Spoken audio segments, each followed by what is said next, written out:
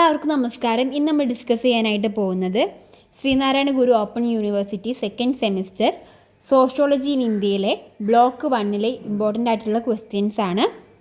Channel ആദ്യമായിട്ടാണ് കാണുന്നതെങ്കിൽ എല്ലാവരും ഒന്ന് സബ്സ്ക്രൈബ് ചെയ്യുക. അതേപോലെ തന്നെ വീഡിയോ ഇഷ്ടമാണെങ്കിൽ ലൈക്ക് ചെയ്യുക, ഷെയർ ചെയ്യുക, കമൻറ്റ് ചെയ്യുക. നമുക്ക് നേരെ വീഡിയോയിലോട്ട് പോകാം. ഫസ്റ്റ് ഡിസ്കസ് ചെയ്യാനായിട്ട് പോകുന്നത് ബ്ലോക്ക് 1 യൂണിറ്റ് 1 ക്വസ്റ്റ്യൻസ് ആണ്. ഇതിൽ 5 ക്വസ്റ്റ്യൻസ് ആണ് ഇമ്പോർട്ടൻ്റ് ആയിട്ടുള്ളത്. ഫസ്റ്റ് ക്വസ്റ്റ്യൻ ആണ്, critically evaluate British colonialism and its effect on developing academic fields in India.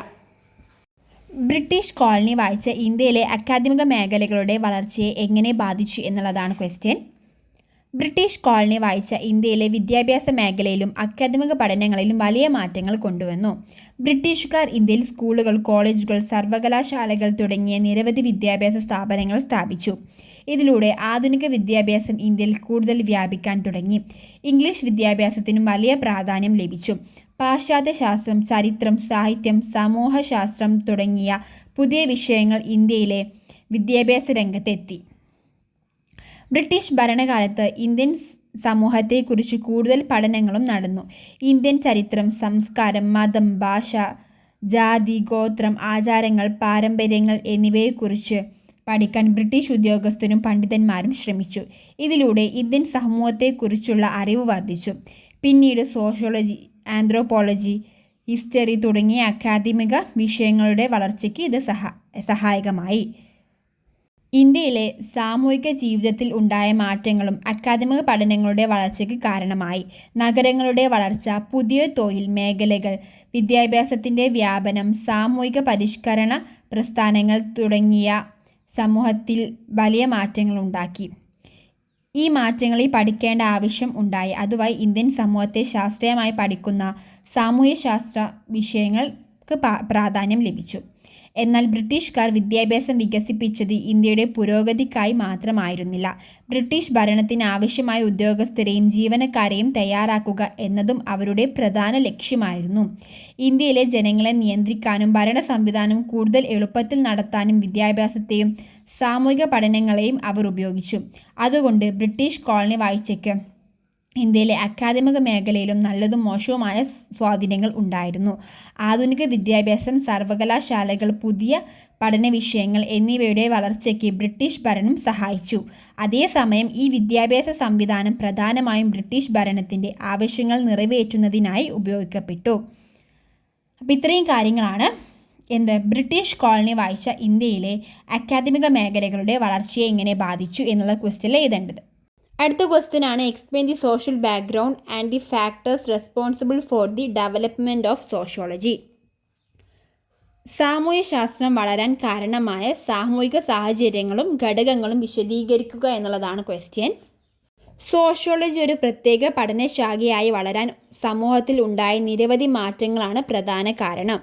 പ്രത്യേകിച്ച് വ്യവസായവൽക്കരണം, നഗരവൽക്കരണം, രാഷ്ട്രീയ മാറ്റങ്ങൾ, സാമൂഹിക മാറ്റങ്ങൾ, ജനസംഖ്യ വർധനവ് തുടങ്ങിയവ സോഷ്യോളജിയുടെ വളർച്ചയ്ക്ക് സഹായിച്ചു. വ്യവസായ വിപ്ലവം സമൂഹത്തിൽ വലിയ മാറ്റങ്ങളുണ്ടാക്കി. പുതിയ ഫാക്ടറികളും വ്യവസായങ്ങളും ആരംഭിച്ചതോടെ നിരവധി ആളുകൾ കൃഷി ഉപേക്ഷിച്ച് ഫാക്ടറികളിൽ ജോലി ചെയ്യാൻ തുടങ്ങി. തൊഴിലാളികളും മുതലാളിമാരും തമ്മിലുള്ള വ്യത്യാസം വർദ്ധിച്ചു. ഇതിൻ്റെ ഫലമായി തൊഴിലില്ലായ്മ, ദാരിദ്ര്യം, കുറഞ്ഞ വേതനം, മോശം തൊഴിൽ സാഹചര്യങ്ങൾ തുടങ്ങിയ പുതിയ സാമൂഹിക പ്രശ്നങ്ങൾ ഉണ്ടായി. അതുപോലെ നഗരവൽക്കരണവും സോഷ്യോളജിയുടെ വളർച്ചയ്ക്ക് പ്രധാന കാരണമായി. ജോലി തേടി നിരവധി ആളുകൾ ഗ്രാമങ്ങളിൽ നിന്ന് നഗരങ്ങളിലേക്ക് മാറി. നഗരങ്ങളിലെ ജനസംഖ്യ വർദ്ധിക്കുകയും പുതിയ സാമൂഹിക ബന്ധങ്ങളും പ്രശ്നങ്ങളും ഉണ്ടാകുകയും ചെയ്തു. കുടുംബജീവിതത്തിലും ആളുകളുടെ ജീവിത രീതിയിലും വലിയ മാറ്റങ്ങൾ ഉണ്ടായി. രാഷ്ട്രീയ മാറ്റങ്ങളും സോഷ്യോളജിയുടെ വളർച്ചയെ സ്വാധീനിച്ചു. ജനാധിപത്യം, സ്വാതന്ത്ര്യം, സമത്വം, അവകാശങ്ങൾ തുടങ്ങിയ പുതിയ ആശയങ്ങൾ സമൂഹത്തിൽ പ്രാധാന്യം നേടി. പഴയ സാമൂഹിക രീതികളിൽ പല മാറ്റങ്ങളും ഉണ്ടായി. ഇതെല്ലാം സമൂഹത്തെക്കുറിച്ച് ശാസ്ത്രീയമായി പഠിക്കേണ്ട ആവശ്യം വർദ്ധിപ്പിച്ചു. കൂടാതെ ശാസ്ത്രത്തിൻ്റെ വളർച്ചയും ആധുനിക ചിന്തകളും സോഷ്യോളജിയുടെ വളർച്ചയ്ക്ക് സഹായിച്ചു. സമൂഹത്തിലെ പ്രശ്നങ്ങളെ വെറും വിശ്വാസങ്ങളുടെ അടിസ്ഥാനത്തിൽ കാണാതെ തെളിവുകളുടെയും തെളിവുകളുടെയും നിരീക്ഷണത്തിൻ്റെയും അടിസ്ഥാനത്തിൽ പഠിക്കാൻ ആളുകൾ തുടങ്ങി. അതിനാൽ വ്യവസായവൽക്കരണം, നഗരവൽക്കരണം, രാഷ്ട്രീയ മാറ്റങ്ങൾ, സാമൂഹിക മാറ്റങ്ങൾ, ശാസ്ത്രത്തിൻ്റെ വളർച്ച എന്നിവയാണ് സോഷ്യോളജിയുടെ വളർച്ചയ്ക്ക് പ്രധാന കാരണങ്ങൾ. സമൂഹത്തിൽ ഉണ്ടായ ഈ വലിയ മാറ്റങ്ങൾ മനസ്സിലാക്കാനും സാമൂഹിക പ്രശ്നങ്ങൾക്ക് കാരണങ്ങൾ കണ്ടെത്താനും സോഷ്യോളജി സഹായിച്ചു. ഇത്രയും കാര്യങ്ങളാണ് explain the social background and factors responsible for the development of sociology. സാമൂഹ്യശാസ്ത്രം വളരാൻ കാരണമായ സാമൂഹിക സാഹചര്യങ്ങളും ഘടകങ്ങളും വിശദീകരിക്കുക എന്നുള്ള ക്വസ്റ്റ്യൻ വരികയാണെങ്കിൽ എഴുതേണ്ടത്. അടുത്ത ക്വസ്റ്റ്യൻ ആണ് briefly explain the various stages in the formation of Indian sociology and anthropology. Indian സോഷ്യോളജിയും ആന്ത്രോപോളജിയും രൂപപ്പെട്ടതിൻ്റെ പ്രധാന ഘട്ടങ്ങൾ വിശദീകരിക്കുക എന്നുള്ളതാണ് ക്വസ്റ്റ്യൻ. ഇന്ത്യൻ സോഷ്യോളജിയുടെയും ആന്ത്രോപോളജിയുടെയും വളർച്ച ഒരേ സമയം ഉണ്ടായതല്ല. വിവിധ ഘട്ടങ്ങളിലൂടെയാണ് ഈ വിഷയങ്ങൾ ഇന്ത്യയിൽ വളർന്നത്. ഇന്ത്യൻ സമൂഹം, ജാതി, ഗോത്രങ്ങൾ, കുടുംബം, മതം, സംസ്കാരം, ആചാരങ്ങൾ എന്നിവയെക്കുറിച്ചുള്ള പഠനങ്ങളിലൂടെയാണ് ഈ വിഷയങ്ങൾക്ക് അടിത്തറ ലഭിച്ചത്. ഇതിൻ്റെ ആദ്യ ഘട്ടമാണ് ഫൗണ്ടേഷൻ സ്റ്റേജ്, അതായത് അടിത്തറ ഘട്ടം. ഈ ഘട്ടത്തിൽ ഇന്ത്യൻ സമൂഹത്തെയും സംസ്കാരത്തെയും കുറിച്ചുള്ള പഠനങ്ങൾ ആരംഭിച്ചു. ജാതി, ഗോത്രം, മതം, ആചാരങ്ങൾ, പാരമ്പര്യങ്ങൾ തുടങ്ങിയവയെക്കുറിച്ച് പഠനങ്ങൾ നടന്നു. ബ്രിട്ടീഷ് ഭരണകാലത്ത് ഇന്ത്യയിലെ ജനങ്ങളെയും അവരുടെ ജീവിത രീതികളെയും മനസ്സിലാക്കുന്നതിനായി പല പഠനങ്ങളും നടത്തിയിരുന്നു. ഇത് സോഷ്യോളജിയുടെയും ആന്ത്രോപോളജിയുടെയും വളർച്ചയ്ക്ക് ഒരു അടിത്തറയായി. ഇതാണ് ആദ്യഘട്ടം. ഇനി പറയുന്നത് രണ്ടാം ഘട്ടത്തെക്കുറിച്ചിട്ടുള്ളതാണ്. സ്ഥാപനവൽക്കരണ ഘട്ടമാണ് രണ്ടാമത്തെ ഘട്ടം. ഈ ഘട്ടത്തിൽ സോഷ്യോളജി ഒരു പ്രത്യേക പഠന വിഷയമായി സർവകലാശാലകളിൽ സ്ഥാനം നേടി. വിവിധ സർവകലാശാലകളിൽ സോഷ്യോളജി വിഭാഗങ്ങളും പഠന കേന്ദ്രങ്ങളും ആരംഭിച്ചു. അധ്യാപകരും ഗവേഷകരും ഇന്ത്യയിൽ സമൂഹത്തെക്കുറിച്ച് കൂടുതൽ പഠനങ്ങൾ നടത്താൻ തുടങ്ങി. ഇതോടെ സോഷ്യോളജിയും ആന്ത്രോപോളജിയും ഒരു ക്രമമായ അക്കാദമിക വിഷയമായി മാറി. മൂന്നാമത്തെ സ്റ്റേജാണ് എക്സ്പാൻഷൻ സ്റ്റേജ് അല്ലെങ്കിൽ വികസന ഘട്ടം. സ്വാതന്ത്ര്യത്തിന് ശേഷം സോഷ്യോളജിയും ആന്ത്രോപോളജിയും ഇന്ത്യയിൽ കൂടുതൽ വളർന്നു. ഇന്ത്യൻ സമൂഹത്തിലെ ദാരിദ്ര്യം, ഗ്രാമജീവിതം, നഗരവൽക്കരണം, വ്യവസായവൽക്കരണം, സാമൂഹിക മാറ്റം, അസമത്വം, ജാതി, ഗോത്രം തുടങ്ങിയ നിരവധി വിഷയങ്ങളിൽ പഠനങ്ങൾ നടന്നു. പുതിയ ഗവേഷണ രീതികളും കൂടുതൽ വികസിച്ചു. ഇതാണ് മൂന്നാമത്തെ ഘട്ടം. അങ്ങനെ foundation stage, institutionalisation stage, expansion stage എന്നീ പ്രധാന ഘട്ടങ്ങളിലൂടെയാണ് ഇന്ത്യൻ സോഷ്യോളജിയും ആന്ത്രോപോളജിയും വളർന്നത്. ഈ വളർച്ചയിലൂടെ ഇന്ത്യൻ സമൂഹത്തെയും അതിലെ മാറ്റങ്ങളെയും കൂടുതൽ ശാസ്ത്രീയമായി മനസ്സിലാക്കാൻ സാധിച്ചു. അപ്പം ആന്ത്രോപോളജിയും സോഷ്യോളജിയും ഘട്ടം ഘട്ടമായിട്ടാണ് വളർന്നു വന്നിട്ടുണ്ടായിരുന്നത്. അപ്പോൾ ഫസ്റ്റ് സ്റ്റേജാണ് അടിത്തറ ഘട്ടം, രണ്ടാമത്തതാണ് സ്ഥാപനവൽക്കരണ ഘട്ടം, മൂന്നാമത്തതാണ് വികസന ഘട്ടം. അടുത്ത ക്വസ്റ്റ്യൻ ആണ് describe the relationship between sociology and anthropology. സോഷ്യോളജിയും ആന്ത്രോപോളജിയും തമ്മിലുള്ള ബന്ധം എന്താണ് എന്നുള്ളതാണ് ക്വസ്റ്റ്യൻ. സോഷ്യോളജിയും ആന്ത്രോപോളജിയും മനുഷ്യനെയും മനുഷ്യ സമൂഹത്തെയും പഠിക്കുന്ന പരസ്പരം ബന്ധപ്പെട്ട സാമൂഹ്യ ശാസ്ത്ര ശാഖകളാണ്. സോഷ്യോളജി പ്രധാനമായും സമൂഹത്തിൻ്റെ ഘടന, സാമൂഹിക ബന്ധങ്ങൾ, സാമൂഹിക സ്ഥാപനങ്ങൾ, സാമൂഹിക മാറ്റങ്ങൾ, സാമൂഹിക പ്രശ്നങ്ങൾ എന്നിവയെക്കുറിച്ചാണ് പഠിക്കുന്നത്. അതേസമയം ആന്ത്രോപോളജി മനുഷ്യൻ്റെ ഉത്ഭവം, വളർച്ച, സംസ്കാരം, ആചാരങ്ങൾ, വിശ്വാസങ്ങൾ, പാരമ്പര്യങ്ങൾ, ജീവിത രീതികൾ എന്നിവയെക്കുറിച്ച് പഠിക്കുന്നു. കുടുംബം, മതം, വിവാഹം, സംസ്കാരം, സാമൂഹിക സംഘടന, മനുഷ്യരുടെ പെരുമാറ്റം തുടങ്ങിയ നിരവധി വിഷയങ്ങൾ രണ്ട് ശാസ്ത്രശാഖകളിലും പഠനവിധേയമാണ്. സോഷ്യോളജി സാധാരണയായി സമൂഹത്തിലെ സാമൂഹിക ബന്ധങ്ങൾക്കും സ്ഥാപനങ്ങൾക്കും കൂടുതൽ പ്രാധാന്യം നൽകുമ്പോൾ ആന്ത്രോപോളജി മനുഷ്യൻ്റെ സാംസ്കാരികവും സാമൂഹികവുമായ ജീവിതത്തെ വിശാലമായി പഠിക്കുന്നു. ആന്ത്രോപോളജിയുടെ പഠനങ്ങൾ സമൂഹത്തിലെ വ്യത്യസ്ത സംസ്കാരങ്ങളെയും ജീവിത രീതികളെയും മനസ്സിലാക്കാൻ സോഷ്യോളജിയെ സഹായിക്കുന്നു. അതുപോലെ സോഷ്യോളജി സാമൂഹിക ഘടനകളും സാമൂഹിക മാറ്റങ്ങളും മനസ്സിലാക്കാൻ ആന്ത്രോപോളജിയെ സഹായിക്കുന്നു. അതിനാൽ മനുഷ്യൻ്റെ സാമൂഹിക ജീവിതം, സംസ്കാരം, പെരുമാറ്റം എന്നിവ സമഗ്രമായി മനസ്സിലാക്കുന്നതിന് സോഷ്യോളജിയും ആന്ത്രോപോളജിയും പരസ്പരം സഹായിക്കുന്ന പ്രധാനപ്പെട്ട സാമൂഹ്യ ശാസ്ത്രമാണ്. അടുത്ത ക്വസ്റ്റ്യൻ ആണ് discuss various approaches taken by sociologist to study Indian society. Indian സമൂഹത്തെ പഠിക്കാൻ സോഷ്യോളജിയിൽ ഉപയോഗിച്ച പ്രധാന സമീപനങ്ങൾ ഏതെല്ലാം എന്നുള്ളതാണ് ക്വസ്റ്റ്യൻ. ഇന്ത്യൻ സമൂഹം വളരെ വൈവിധ്യമുള്ളതാണ്. ഇവിടെ പല ജാതികളും മതങ്ങളും ഗോത്രങ്ങളും ഭാഷകളും സംസ്കാരങ്ങളും ഉണ്ട്. അതുകൊണ്ട് ഇന്ത്യൻ സമൂഹത്തെ ശരിയായി മനസ്സിലാക്കാൻ സോഷ്യോളജിയിൽ വിവിധ സമീപനങ്ങൾ ഉപയോഗിക്കുന്നു. പ്രധാനമായും 5 സമീപനങ്ങളാണ് ഉപയോഗിക്കാറുള്ളത്. ഇൻഡോളജിക്കൽ സമീപനം, ഘടനാ പ്രവർത്തന സമീപനം, മാർക്സിസ്റ്റ് സമീപനം, സബാൾട്ടോൺ സമീപനം, textual and field view approach. ഇങ്ങനെ 5 സമീപനങ്ങളാണ് ഉപയോഗിക്കാറുള്ളത്. അപ്പോൾ ഇതെന്തൊക്കെയാണെന്നാണ് ഇനി പറയാനായിട്ട് പോകുന്നത്. ഇൻഡോളജിക്കൽ സമീപനം എന്ന് പറഞ്ഞാൽ പുരാതന ഇന്ത്യൻ ഗ്രന്ഥങ്ങൾ, വേദങ്ങൾ, പുരാണങ്ങൾ, പാരമ്പര്യങ്ങൾ, ആചാരങ്ങൾ എന്നിവ പഠിച്ചാണ് ഇന്ത്യൻ സമൂഹത്തെ മനസ്സിലാക്കുന്നത്. ഇന്ത്യൻ സംസ്കാരത്തിൻ്റെയും പാരമ്പര്യത്തിൻ്റെയും പ്രാധാന്യം ഈ സമീപനം വ്യക്തമാക്കുന്നു. ഇതാണ് ഇൻഡോളജിക്കൽ സമീപനം. ഇനി പറയാനായിട്ട് പോകുന്നത് ഘടനാ പ്രവർത്തന സമീപനം, സ്ട്രക്ചറൽ ഫങ്ഷണൽ അപ്രോച്ചാണ് പറയാനായിട്ട് പോകുന്നത്. സമൂഹത്തിലെ വിവിധ സ്ഥാപനങ്ങളെക്കുറിച്ചാണ് ഈ സമീപനം പഠിക്കുന്നത്. കുടുംബം, മതം, വിദ്യാഭ്യാസം, ജാതി തുടങ്ങിയ സ്ഥാപനങ്ങൾ സമൂഹത്തിൽ എന്ത് പ്രവർത്തനമാണ് ചെയ്യുന്നത് എന്ന് പരിശോധിക്കുന്നു. ഇതാണ് ഘടനാ പ്രവർത്തന സമീപനം. മൂന്നാമതാണ് മാർക്സിസ്റ്റ് സമീപനം. സമൂഹത്തിലെ വർഗവ്യത്യാസം, സാമ്പത്തിക അസമത്വം, സമ്പന്നരും ദരിദ്രരും തമ്മിലുള്ള വ്യത്യാസം എന്നിവയാണ് ഈ സമീപനം പ്രധാനമായി പഠിക്കുന്നത്. സാമ്പത്തിക സാഹചര്യം സമൂഹത്തിലെ ബന്ധങ്ങളെയും ജീവിതത്തെയും എങ്ങനെ ബാധിക്കുന്നു എന്ന് പരിശോധിക്കുന്നു. നാലാമതാണ് സബോൾട്ടൺ സമീപനം. സമൂഹത്തിലെ പിന്നാക്ക വിഭാഗങ്ങൾ, ദരിദ്രർ, തൊഴിലാളികൾ, അവഗണിക്കപ്പെട്ട ജനവിഭാഗങ്ങൾ എന്നിവരുടെ ജീവിതവും പ്രശ്നങ്ങളും പഠിക്കുന്ന സമീപനമാണിത്. സാധാരണയായി അധികം ശ്രദ്ധ ലഭിക്കാത്ത വിഭാഗങ്ങളുടെ അനുഭവങ്ങൾക്ക് ഈ സമീപനം പ്രാധാന്യം നൽകുന്നു. അടുത്തതാണ് textual and field view approach.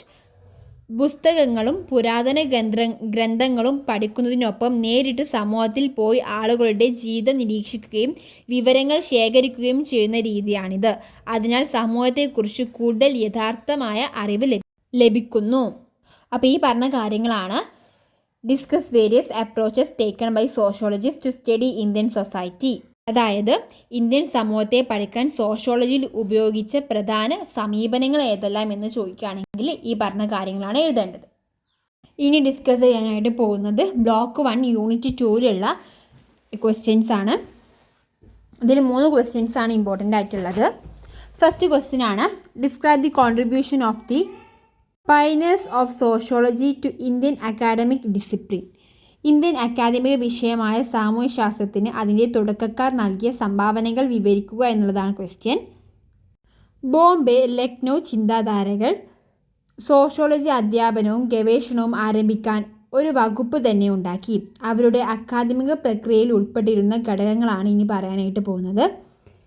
ഇന്ത്യയിലെ സാമൂഹ്യശാസ്ത്രത്തിൻ്റെയും സാമൂഹ്യ നരവംശാസ്ത്രത്തിൻ്റെയും രൂപീകരണ കാലഘട്ടത്തിൽ ഈ വകുപ്പുകൾ പണ്ഡിതന്മാർക്ക് വഴികാട്ടുകയും ആതിഥേയത്വം വഹിക്കുകയും ചെയ്തു. വിഷയത്തിലുള്ള അവരുടെ അതുല്യമായ സംഭാവനകൾ ഈ വകുപ്പിനെ ഇന്ത്യയിലും ലോകമെമ്പാടും പ്രശസ്തമാക്കി. രണ്ടാമത്തെ ഘടകമാണ് ഈ ഡിപ്പാർട്ട്മെൻറ്റുകളിൽ നിന്ന് പരിശീലനം നേടിയ പണ്ഡിതന്മാർ രാജ്യത്തിലുടനീളം ഉള്ള വിവിധ സോഷ്യോളജി ഡിപ്പാർട്ട്മെൻറ്റുകളിലും ചേരുകയോ പുതിയ ഡിപ്പാർട്ട്മെൻറ്റുകൾ ആരംഭിക്കുകയോ ചെയ്തു. മൂന്നാമതാണ് ഈ ചിന്താധാരകളുടെ സ്ഥാപകന്മാരുടെ കൃതികളിൽ നിന്നും അവരുടെ അക്കാദമിക് പാരമ്പര്യങ്ങളിൽ നിന്നും വ്യത്യസ്ത പണ്ഡിതന്മാർക്ക് പ്രചോദനം ഉൾക്കൊണ്ടിട്ടുണ്ട്. ഇതാണ് ഇതിന് 3 പ്രധാനപ്പെട്ട ഘടകങ്ങൾ. ബോംബെ, ലക്നൗ ചിന്താധാരകൾ സോഷ്യോളജി അധ്യാപനവും ഗവേഷണവും ആരംഭിക്കാൻ ഒരു വകുപ്പ് തന്നെ ഉണ്ടാക്കി. അവരുടെ പ്രക്രിയയിൽ ഉണ്ടായിട്ടുള്ള ഘടകങ്ങളാണ് ഇപ്പോൾ പറഞ്ഞിട്ടുള്ളത്. അടുത്ത ക്വസ്റ്റ്യൻ ആണ് bring out the Indian intellectual history in the formation of sociological school of thought. Indian ഭൗതിക ചരിത്രം സാമൂഹ്യശാസ്ത്ര ചിന്താശാഖകളുടെ രൂപീകരണത്തിന് വഹിച്ച പങ്ക് വിശദീകരിക്കുക എന്നുള്ളതാണ് ക്വസ്റ്റ്യൻ. ഇന്ത്യയിലെ സാമൂഹ്യശാസ്ത്ര ചിന്താശാഖകളുടെ വളർച്ചയിൽ ഇന്ത്യയുടെ പഴയ ഭൗതിക പാരമ്പര്യത്തിന് വലിയ പങ്കുണ്ടായിരുന്നു. ഇന്ത്യൻ സമൂഹം ജാതി, മതം, കുടുംബം, ഗ്രാമം, സംസ്കാരം തുടങ്ങിയ പ്രത്യേകതകളാൽ സമ്പന്നമായിരുന്നു. അതിനാൽ പാശ്ചാത്യ ആശയങ്ങൾ മാത്രം ഉപയോഗിച്ച് ഇന്ത്യൻ സമൂഹത്തെ മനസ്സിലാക്കാൻ കഴിയില്ലെന്ന് ഇന്ത്യൻ സാമൂഹ്യശാസ്ത്രജ്ഞർ തിരിച്ചറിഞ്ഞു. 18-19 നൂറ്റാണ്ടുകളിൽ ഇന്ത്യയിൽ സാമൂഹികവും രാഷ്ട്രീയവുമായ വലിയ മാറ്റങ്ങളുണ്ടായി. ബ്രിട്ടീഷ് ഭരണവും പാശ്ചാത്യ വിദ്യാഭ്യാസവും ഇന്ത്യയിൽ പുതിയ ആശയങ്ങൾ കൊണ്ടുവന്നു. അതോടൊപ്പം സാമൂഹ്യ പരിഷ്കരണ പ്രസ്ഥാനങ്ങളും ദേശീയ പ്രസ്ഥാനവും വളർന്നു. ഇന്ത്യൻ ചിന്തകർ ഇന്ത്യൻ സംസ്കാരം, ജാതി വ്യവസ്ഥ, ഗ്രാമജീവിതം, മതം, കുടുംബം തുടങ്ങിയ വിഷയങ്ങളെ പഠിച്ചു.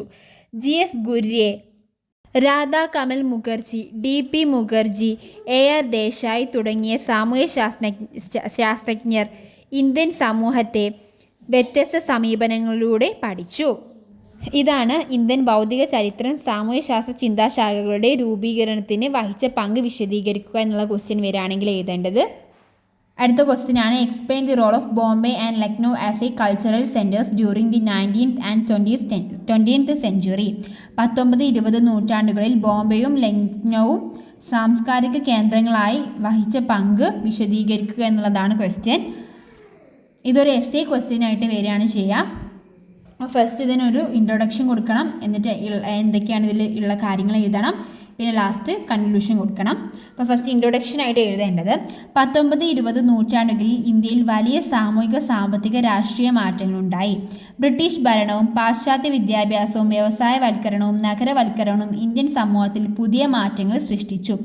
ഈ കാലഘട്ടത്തിൽ ബോംബെയും ലക്നൗവും വിദ്യാഭ്യാസം, സംസ്കാരം, രാഷ്ട്രീയം, കല, സാഹിത്യം, സാമൂഹ്യശാസ്ത്രം എന്നിവയുടെ പ്രധാന കേന്ദ്രങ്ങളായി വളർന്നു. ഇന്ത്യൻ സാമൂഹ്യശാസ്ത്രത്തിൻ്റെ വളർച്ചയിലും ഈ രണ്ട് നഗരങ്ങൾ വലിയ പങ്ക് വഹിച്ചു. ഇനി ബോംബെയുടെ പങ്കിനെ കുറിച്ചിട്ടാണ് പറയുന്നത്. ബോംബെ ഇന്ത്യയിലെ പ്രധാന വ്യാപാര വ്യവസായ നഗരമായിരുന്നു. വ്യവസായങ്ങളുടെ വളർച്ചയും നഗരവൽക്കരണവും കാരണം വിവിധ പ്രദേശങ്ങളിൽ നിന്നുള്ള ആളുകൾ ബോംബെയിലേക്ക് എത്തി. അതിനാൽ ജാതി, മതം, ഭാഷ, സംസ്കാരം എന്നിവയിൽ വ്യത്യാസമുള്ള ആളുകൾ ഒരുമിച്ച് ജീവിക്കുന്ന ഒരു വലിയ നഗരമായി ബോംബെ മാറി. ഈ സാമൂഹിക വൈവിധ്യം സാമൂഹ്യശാസ്ത്ര പഠനത്തിന് നല്ല അവസരം നൽകി. 1919 ബോംബെ സർവകലാശാലയിൽ സാമൂഹ്യശാസ്ത്ര പഠനത്തിന് തുടക്കം കുറിച്ചു. പിന്നീട് ബോംബെ സാമൂഹ്യശാസ്ത്ര പഠനത്തിൻ്റെ പ്രധാന കേന്ദ്രമായി വളർന്നു. ഇനി പറയാനായിട്ട് പോകുന്നത് ബോംബെ സ്കൂളുമായി ബന്ധപ്പെട്ട പ്രധാന പണ്ഡിതന്മാരെയാണ്. Patrick guts, GS ഗുര്യേ, AR Desai, MN Srinivas, Irrawaddy Karve. ഇവരാണ് ബോംബെ സ്കൂളുമായി ബന്ധപ്പെട്ട പ്രധാന പണ്ഡിതന്മാർ. GS ഗുര്യേ ജാതി, ഗോത്രം, കുടുംബം, സംസ്കാരം തുടങ്ങിയ വിഷയങ്ങളെക്കുറിച്ച് പഠിച്ചു. ഇന്ത്യൻ സാമൂഹ്യശാസ്ത്രത്തിൻ്റെ വളർച്ചയിൽ അദ്ദേഹം പ്രധാന പങ്കുവഹിച്ചു. AR ദേശായി ഇന്ത്യൻ സമൂഹത്തെയും ദേശീയ പ്രസ്ഥാനത്തെയും മാർക്സിസ്റ്റ് സമീപനത്തിലൂടെ പഠിച്ചു. ബോംബെ സ്കൂളിലെ സാമൂഹ്യശാസ്ത്രജ്ഞർ പ്രധാനമായും ജാതി, ഗോത്രം, കുടുംബം, ഗ്രാമീണ സമൂഹം, നഗരവൽക്കരണം, വ്യവസായവൽക്കരണം, സാമൂഹിക മാറ്റങ്ങൾ തുടങ്ങിയ വിഷയങ്ങൾ പഠിച്ചു. അതുകൊണ്ട് ബോംബെ ഒരു സാമ്പത്തിക കേന്ദ്രം മാത്രമല്ല, ഇന്ത്യൻ സാമൂഹ്യശാസ്ത്രത്തിൻ്റെയും ഭൗതിക ചിന്തകളുടെയും പ്രധാന സാംസ്കാരിക കേന്ദ്രമായി മാറി. ഇനി പറയാനായിട്ട് പോകുന്നത് ലക്നൗവിൻ്റെ പങ്കിനെ കുറിച്ചിട്ടാണ്. ലക്നൗ ഇന്ത്യയിലെ പ്രധാന വിദ്യാഭ്യാസ സാംസ്കാരിക നഗരങ്ങളിലൊന്നായിരുന്നു.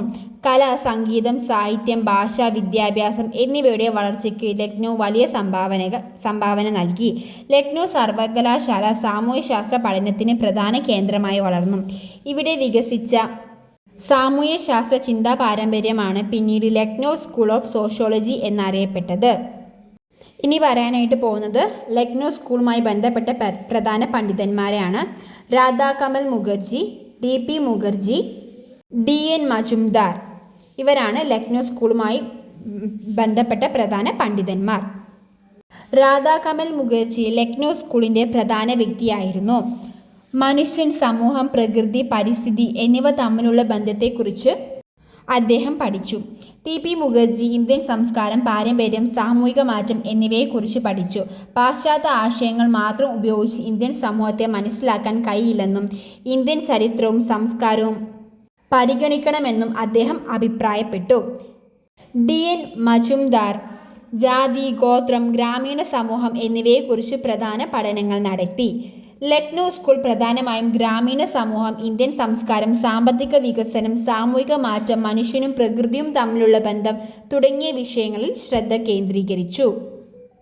ഇനി എസ്സേൻ്റെ കൺക്ലൂഷനായിട്ട് എഴുതേണ്ടത് 19-20 നൂറ്റാണ്ടുകളിൽ ബോംബെയും ലക്നൗവും ഇന്ത്യയിൽ പ്രധാന സാംസ്കാരികവും ബൗദ്ധികവുമായ കേന്ദ്രങ്ങളായി വളർന്നു.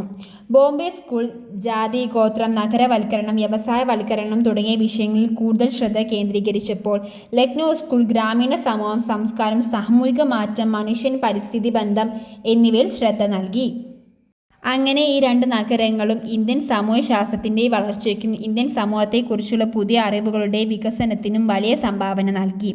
അതിനാൽ ബോംബെയും ലക്നൗവും ഇന്ത്യൻ സാമൂഹ്യശാസ്ത്ര ചിന്തയുടെ പ്രധാന സാംസ്കാരിക കേന്ദ്രങ്ങളായി കണക്കാക്കപ്പെടുന്നു.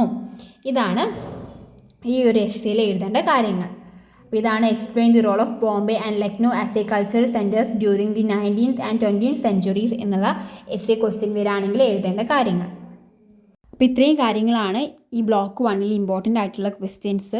നമ്മൾ ടോട്ടൽ 8 ക്വസ്റ്റ്യൻസാണ് ഡിസ്കസ് ചെയ്തിട്ടുണ്ടായിരുന്നത്. യൂണിറ്റ് 1 5 ക്വസ്റ്റ്യൻസും യൂണിറ്റ് 2 3 ക്വസ്റ്റ്യൻസും ആണ് ഡിസ്കസ് ചെയ്തിട്ടുള്ളത്. ഇനി ഇതിൻ്റെ 1 വേർഡ് ക്വസ്റ്റ്യൻസ് നമ്മൾ അടുത്ത വീഡിയോ ആയിട്ട് ചെയ്യാം. അതേപോലെ തന്നെ വീഡിയോ ഇഷ്ടമാണെങ്കിൽ ലൈക്ക് ചെയ്യുക, ഷെയർ ചെയ്യുക, കമൻറ്റ് ചെയ്യുക, സബ്സ്ക്രൈബ് ചെയ്യുക. നമുക്ക് അടുത്ത വീഡിയോയിൽ കാണാം. ബൈ.